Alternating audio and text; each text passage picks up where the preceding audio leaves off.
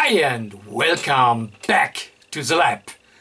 Today here on the bench we have the former smallest ham radio what ever have been built a couple of years ago. Today it is definitely not the smallest what you can get. But anyways, so this is a little UHF receiver. It is a standard C401, and we all know standard products are really good, so they really did quite excellent transceivers. So this little FM radio is worth to look after. So we get it here into the lab with the fault description that it will not receive. So transmitting is fine, but receiving is totally dead. So, I mean, it is not really worth from an economic point of view to repair it, but it could be a nice demonstration on how we could approach a fault like this, which is a receiver, which is totally silent. So let's have a look. Maybe it is an interesting search. All right, and here is our little handheld, and it is already connected and switched on, and our volume control is up to maximum. And of course there is a squelch, but we can overturn it by our Moni button here. And when I press Moni, you see, so that is monitoring, I believe, and you see that our little busy sign is coming up when I'm pressing it. So that means squelch should be totally disabled, right? But as we hear, or better not hear, there is no tone, there is absolutely nothing. And I'm feeding, of course, the radio with the right frequency and with, of course, the right RF level, so everything should be fine, but there is nothing. But on the other hand, I can go to transmit, and on transmit it is working fine. So I show you the display. 1 second. Alright, so here you can see it. So we are feeding minus 64 dBm, which is quite a high signal to such a little radio. And even if we put more power into it, we really do not get anything here out of our radio, and we really should be able to hear something. Well, but right, when I now switch to transmit, you see it is putting out 184 milliwatt. We see it there, and it is really transmitting on the right frequency, what we can see here at our counter. So everything is working just fine with transmit. But back to receive, you see nothing. So that is quite interesting. I mean, there is nothing else what we can do here from outside. So we really have to take it apart. I mean, this little radio here is operated with 2 normal batteries, so that means with 3 volt power. And well, with battery operation, so the technical specs are telling us that it will deliver, where have I seen it? Let me 160 milliwatt, and we were able to see 180 milliwatt, so that is just fine. And with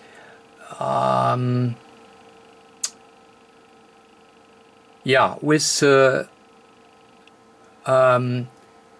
power supply operated, it should be delivered 230 milliwatt. So that is all just fine. So we really need to take it apart to see what's going on inside. I've just checked here the market launch for the C408. So this is a C401, and that is because it is Stabo branded, which is a German company. So that must be an OEM product. The original standard, I mean, it is printed here on the bezel as well, is called C408, and the C408 has had its market launch in 1993. So that means it is really a vintage radio, and yeah, it is really interesting to see how they built such little radios in 1993. So let us crack it open and let's see what we find inside. Okay, and here we have it apart, and here on the right hand side we have our controller board with the microprocessor, and on the left hand side, so that is our main board or our RF board. So that means it is clearly split into parts, which is straightforward even in 1993. No problem so far. But what we really need to do, we really need to take at minimum here our RF board out, because it is a double-sided PCB, and we really need to get to both sides to get a more clear picture on what we are dealing here. So therefore, let me go ahead and take here our board out. I mean, other than that, if we go closer, it is a clean board, and even our SMD electrolytics seems not to have leaked out, as we have seen it at many other radios. So that looks good, but we definitely have to check it if what we see is really good. But yeah, to have a better overview and to be able to work a little bit better here on the unit, let me take the board out. Okay, so the board is out. So we have here our RF board, and well, it is still connected here to our processor board, and you may see that I have switched it on, and I'm already trying to feed in a signal.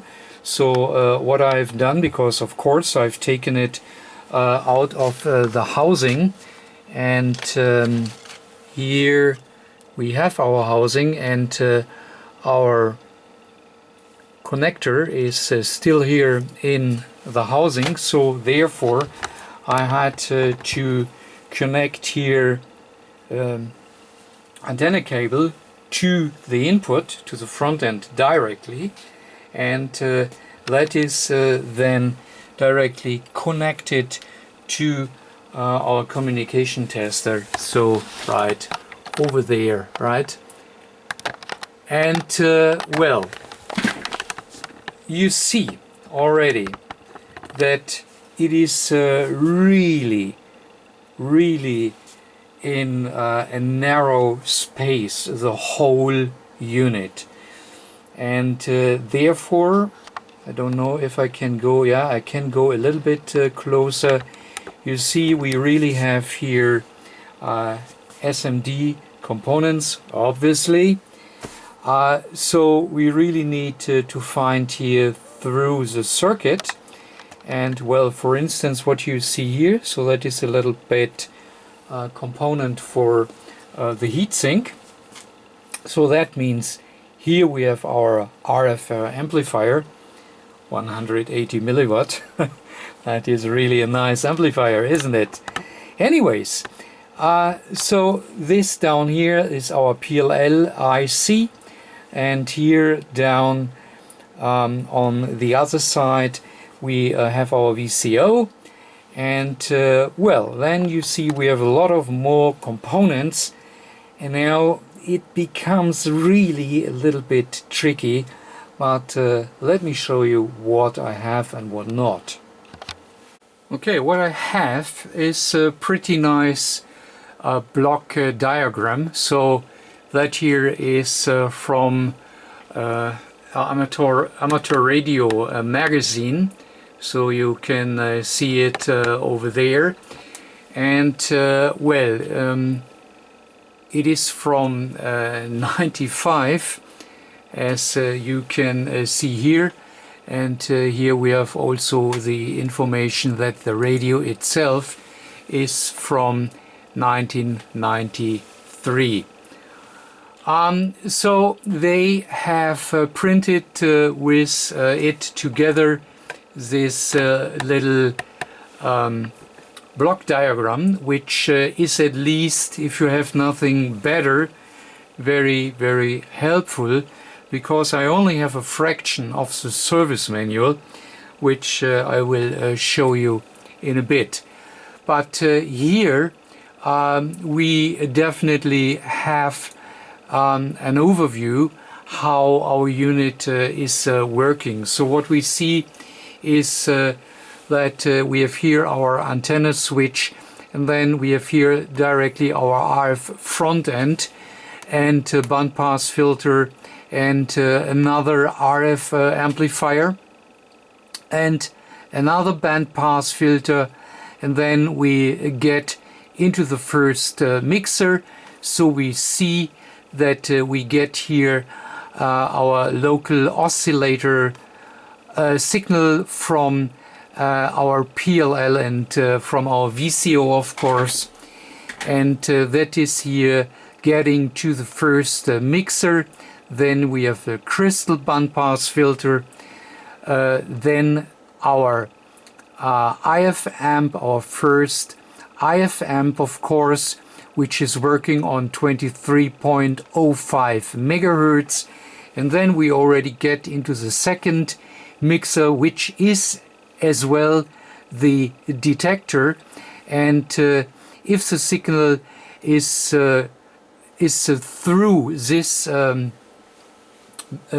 IC, then we have at the end our RF signal present, which will then directly lead to our audio preamplifier, and over a little muting circuit to our audio power amplifier. Okay, so that is how our signal is here going through our unit.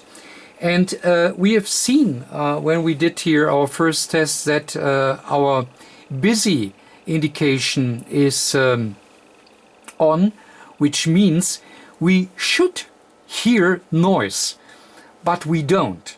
So the radio is completely silent, and that is already again the situation we have here on our bench. So the radio is connected, and I've tried it here with the internal speaker, and it is here connected to my service box, to my lab monitor, and it is switched to speaker, but there is no signal, there is no noise.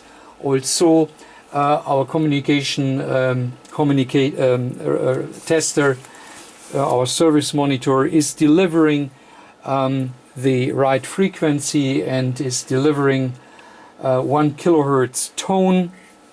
So we should hear at least you know, a noise, but it is completely silent. And as we have seen it here on our block diagram, we have here a muting circuit. So I wonder if our muting circuit is maybe switching off the audio signal, which is coming here from our audio preamplifier, and then it should go to our audio power amplifier.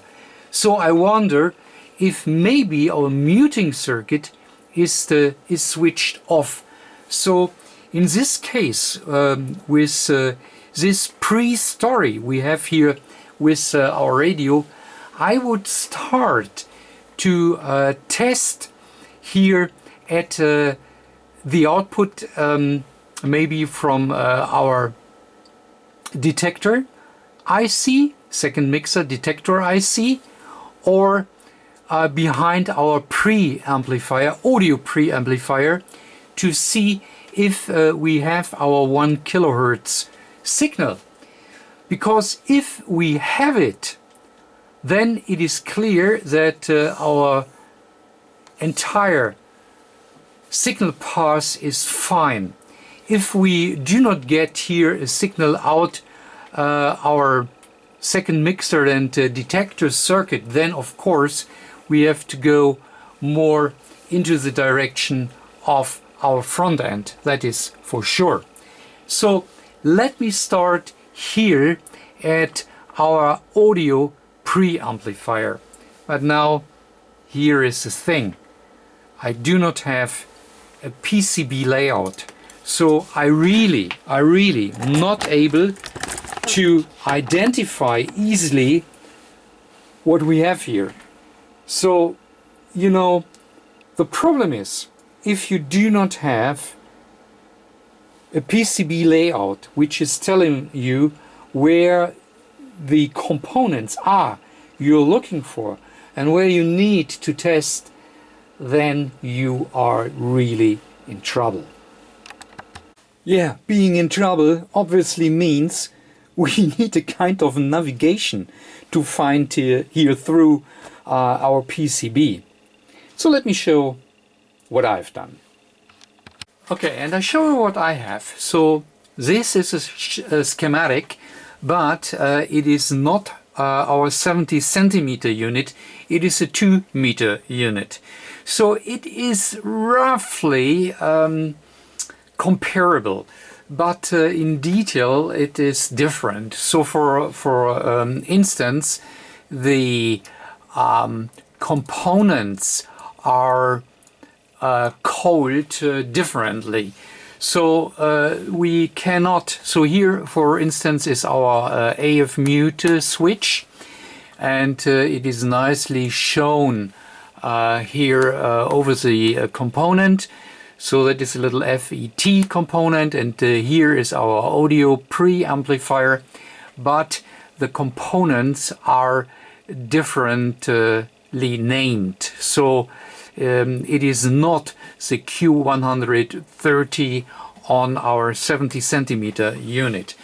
But I also have, as I already said, a fraction here of our real schematic, but you see it is cut off here, so we do not have all here on the diagram, and also, or additional to that, the copy is not that good. So let me go a little bit over here, and what we see is okay. We have here our preamplifier, and that is our audio mute, so we know what we need to look for.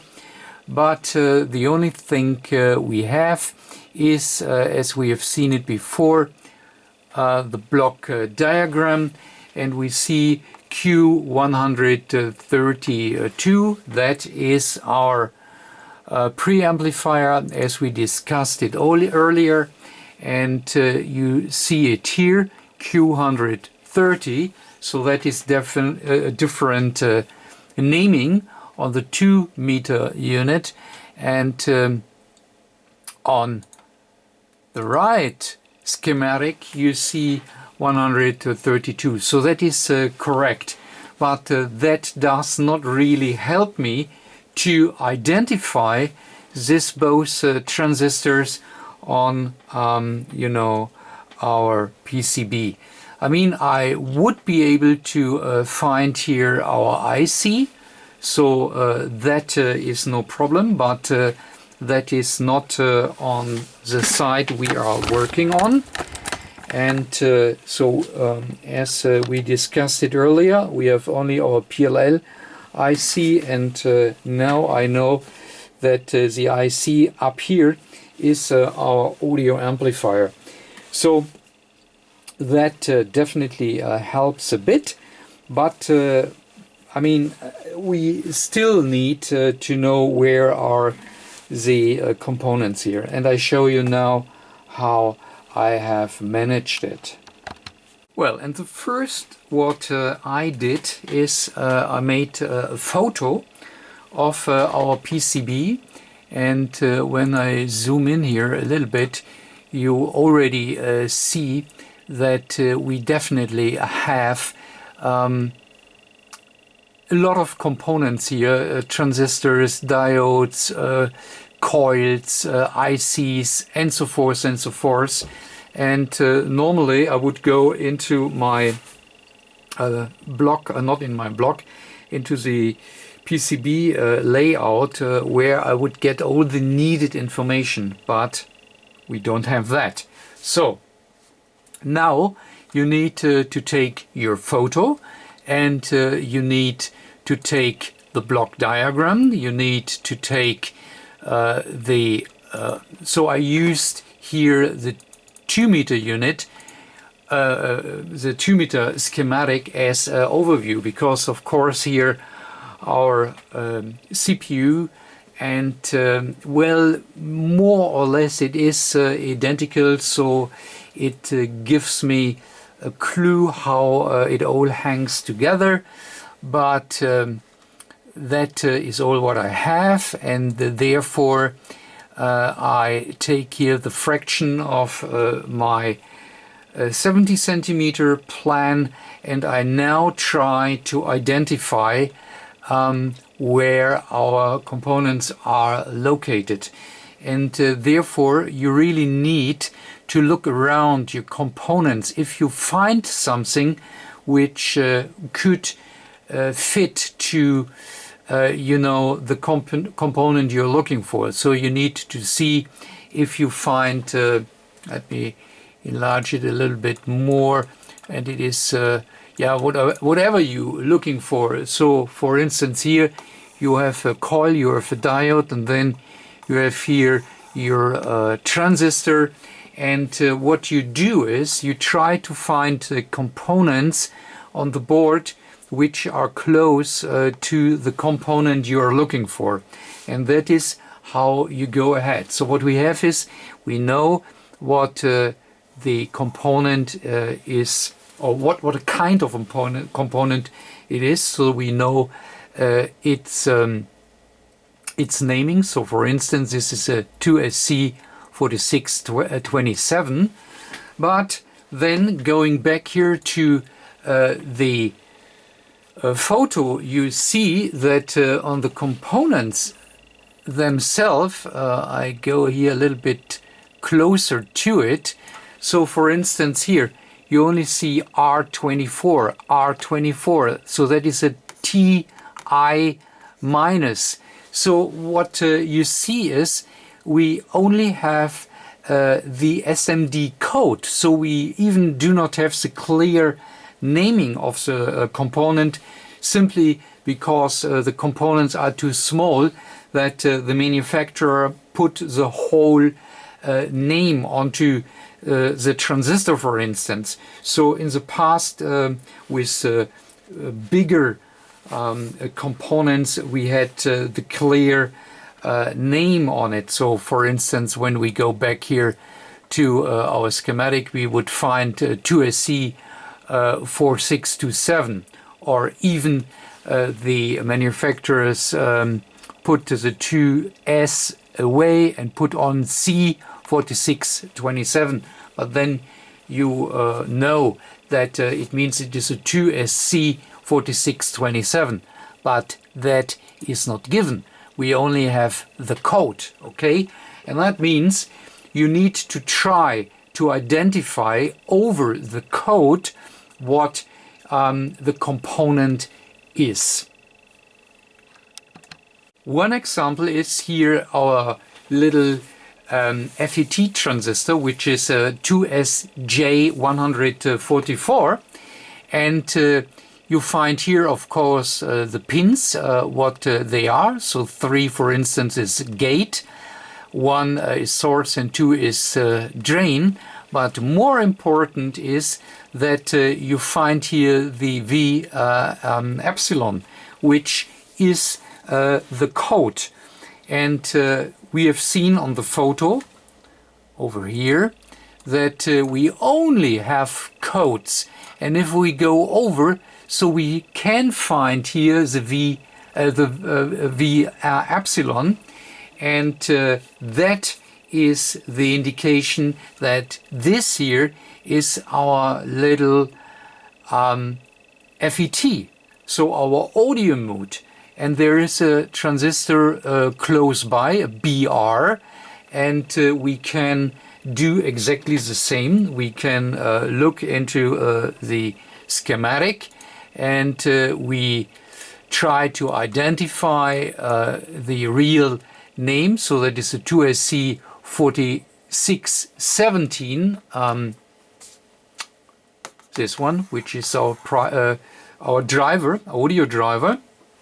And therefore we go and look into a code data book. So you find code data books on the internet, or you have it in your stock, or you are looking for the data sheet, as we have done it here for our 2SJ144, which we have here, where you find finally the marking. Okay, so that is what we see, and then we can identify it on the board. Here we have the Victor Yankee, which is definitely our little FET, our muting switch. Okay, and that then comes to this here, where I do not know if you can see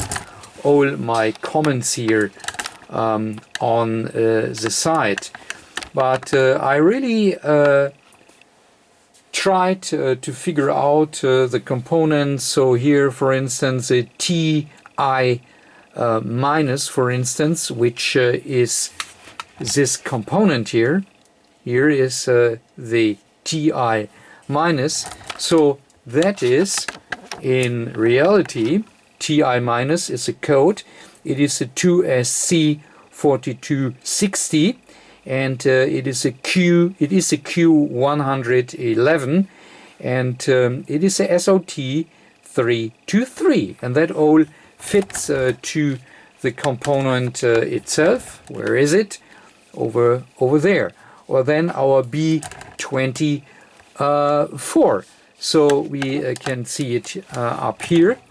So the B24 is in reality a 2SC4226, and it was in question if it is a 104. Now I'm quite sure that it is.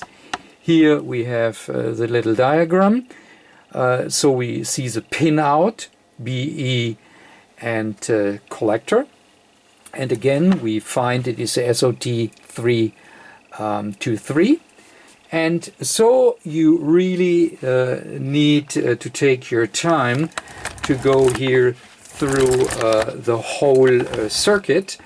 And then you also find here our V epsilon, which is a Q138. And that is then our little FET. So you see, it is really a lot of work if you need to identify the components on the real board. But if you have done that, and you need a lot of patience to do it, because I try to explain how you can do it, and you really can now, I believe, understand that it took time. And again, this little handheld radio is normally not worth to do it, because from an economical standpoint, it is not what you can do with a repair on a 30+ year old radio. But I think it is a good demonstration how you can approach it if you do not have the important information. Okay, so again, so now we know that let me take here our board layout where we did here our work. So now we know that here is our FET, our muting switch. We know that this here is our little pre-amplifier, so that is sure as well. And we know that that here is our audio amplifier, and we know that this here, our epsilon, is the audio voltage regulator for our audio amp. So that is what we definitely know. And now, since we know what we have here on board, we go back into our circuit, and then we directly can start probing. Okay, and since we are going to test for audio, so I'm feeding here with my service monitor, of course, 1 kilohertz audio signal into the radio. And that is what, let me go over, you can see here on my monitor. So here you see that is the 1 kilohertz audio tone, and what you see here, that is deviation, so 2.8 kilohertz deviation. So that is the presetting here on the monitor, and I'm feeding here with -70 dBm, which is for a 70 centimeter radio quite a nice and strong signal, which the radio should be able to receive under normal conditions. And yeah, since we are working with audio frequencies, all is prepared to take here my oscilloscope probe, and I go down to the output of our preamplifier transistor to see what we have down there, and I go down to, as we already discussed, to the little FET, our muting transistor. And therefore I take you over to the scope, that you of course can follow what I'm doing here.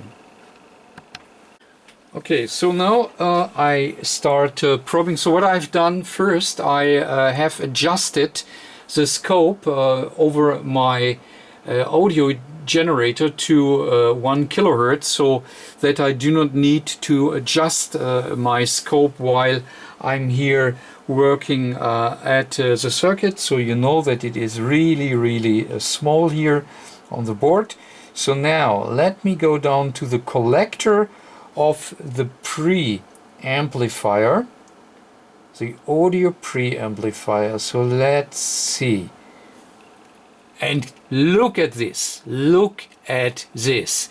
So we have our 1 kilohertz, and it is, what is it, 70, it is too small for me to read it, to be honest.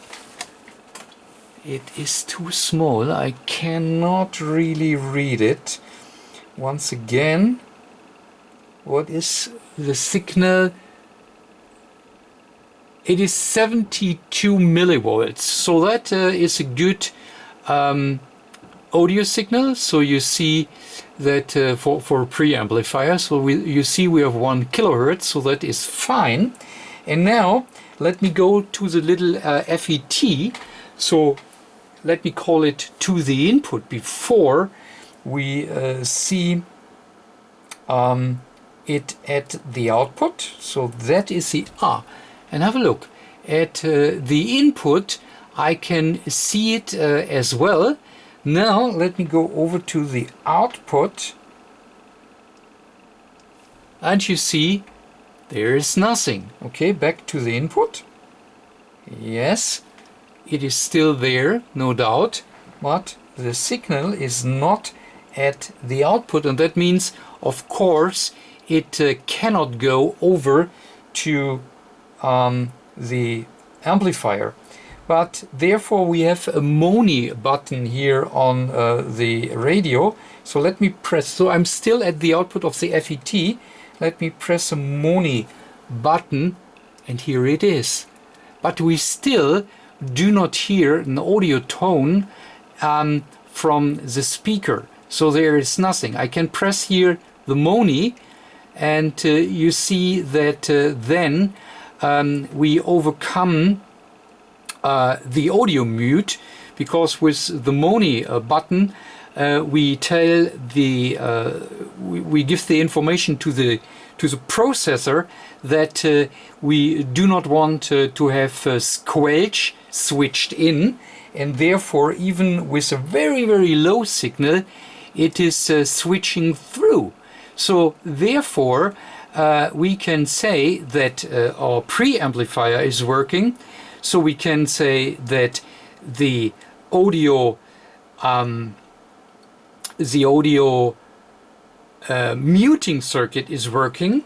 So that is what we see when we press MONI, but we do not see finally or we do not hear an audio signal from the speaker. So what's going wrong here? That is what we need to look for. Okay, maybe we go back here to our block diagram. So we tested here, and we had our audio signal out of our preamplifier. Here's our muting circuit, our little FET, and we have seen when I press the MONI button, which is the one down here. So you see that is the MONI button, which then switch the muting circuit through. Okay, so we know that we have an output signal here from, if you like, the muting circuit, and then we have here our audio amplifier, and we have a regulator in front of our audio power amplifier.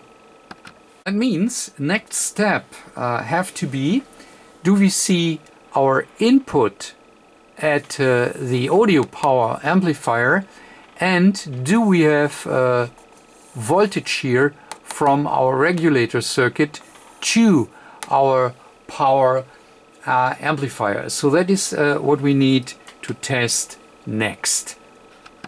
Okay, so what we already know is that this here is our audio amplifier, and we know that this both components are responsible for power supply of our audio amplifier.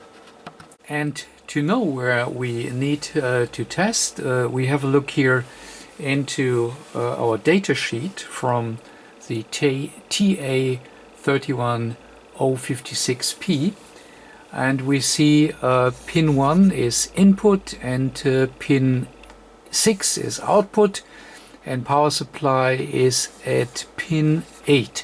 So that means we should get our, I don't know, 3 volt from our regulator to be able to operate here our audio amplifier. And how does it look here on the schematic? I'm using the schematic from the 2-meter unit because it is a better copy. So what we see here is our audio amplifier, and here that is the regulator, 3 volt regulator. So we need to check if we get here the supply voltage to pin 8 to be able to operate finally here our amplifier. Down here to get the overview, here we have our mute circuit, here our preamplifier, and now we are testing at our power amplifier. So that is what we do now. Okay, so that way you should be able to see everything. So we are of course interested in pin 8 of our power amplifier. So let me see what we have over there.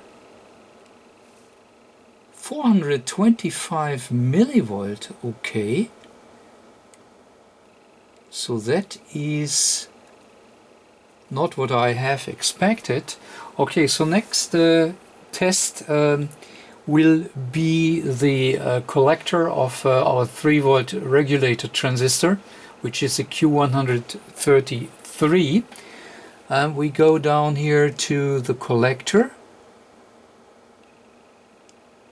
No, there is no voltage, definitely not. And what do we have at the input? So that is a PNP transistor, so the input here is the emitter, and there we should have the battery voltage according to the schematic I have. So that means at, let me double check, at the emitter we should see 3 volt. I thought, hey, there we have our 3 volt. No, it is 3 millivolt. It is 3 millivolt, not 3 volt.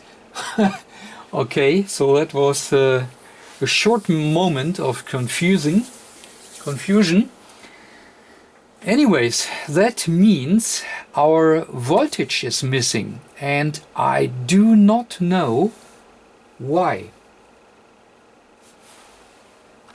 Okay, if we go back to the schematic for a moment, so we see here at the emitter we should have our 3 volt, and maybe a little bit more enlarged, so we see it. And if we now follow here the line, the trace, we get to the connector here, and we see here, can we see it?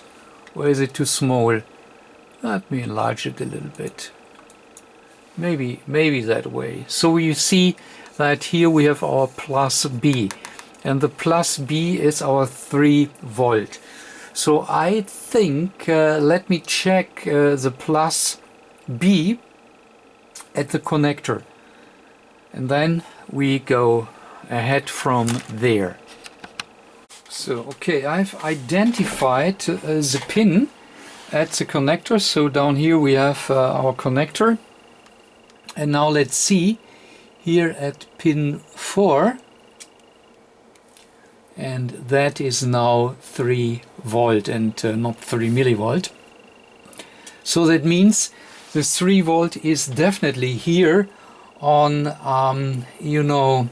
it is definitely here on the board, but it is not getting up here to our transistor. So there again we have our 3 millivolt, and here we have our 3 volt.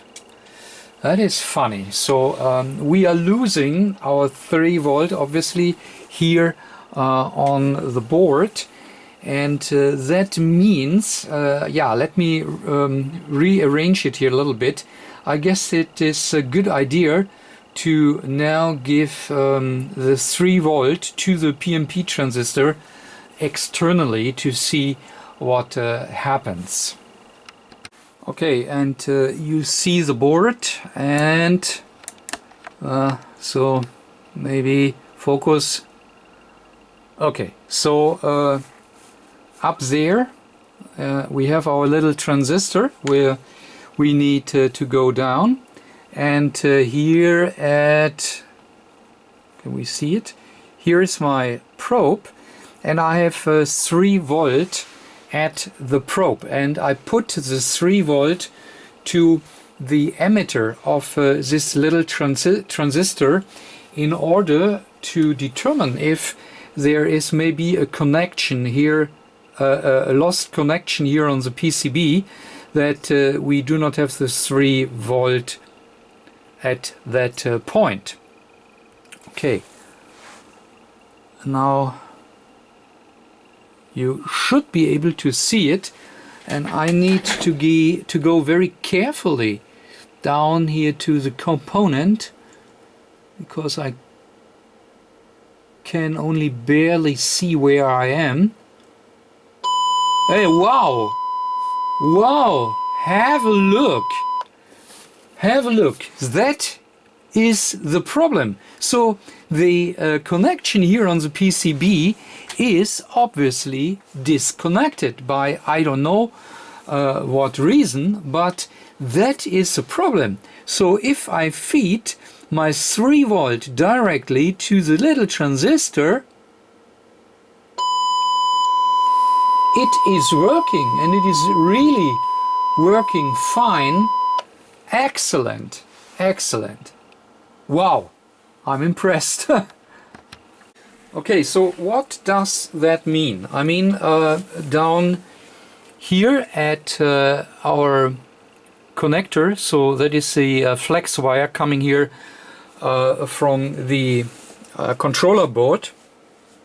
There we have tested our 3 volt, no problem. But then at our transistor the voltage is not present, and now if I go down here, yeah, we can hear it. The radio is working when I bring the voltage exactly to that point. That means somewhere, as I already said, we have a disconnection. I need to create a bridge here from our connector over to the transistor, and then obviously it is working, and I really need to do it because then when we know it is working, I can check if sensitivity and all that is okay. So therefore, next step is we simply put here a wire, a bridge over to the point where we need the voltage, and the radio will then work.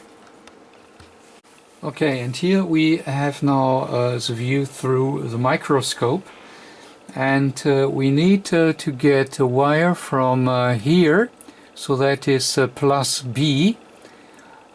We need to get a wire up to, let me see, there is the little transistor, so that one, and you see that it obviously is this junction here, which then goes up here. So I believe if I put a wire from here down to the connector, that then our transistor up there will get supplied by the needed 3 volt. So, oops, let's do that first. And what you see here is that I've already placed the first bridge connection over there. Again, that here is the pass to our little transistor over there. Now I need to go down to the flex connector. Okay, so you see that the bridge is done. So of course now we need to check it. So let's go up there. You see once again where it is connected up there, and of course down here.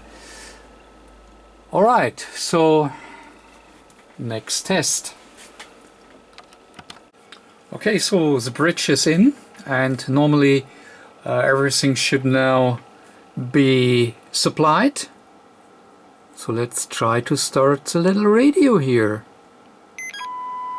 And it is working. And I can adjust the volume level.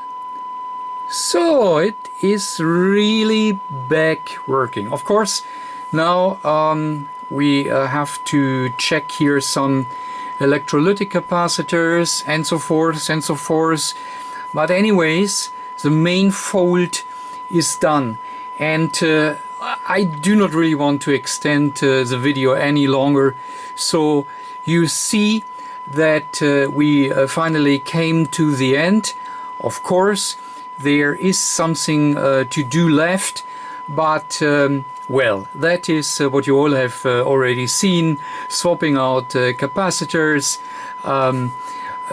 bring it back into the housing, and so forth and so forth. So let me switch it off. Yeah, so everything you know has now been done, what is related here to our fault, and that was the most important point. So let me simply stop the video here, so we see how we were able to find the fault, and we have seen what it means if you do not have a proper documentation. And radio repair is definitely no mobile phone repair, where the integration rate of the ICs is in a very high sensitivity. That means that you know, you have really 1, 2, 3, 4, 5 ICs which are for different functions, and so you normally do not really need to test apart from some voltage tests. In a radio like this, you see, you really need to go down and test on the board and follow the signal path to be able to locate where the problem is. Okay, anyways, let's stop the video here. Thanks for watching, and catch you next time. Bye.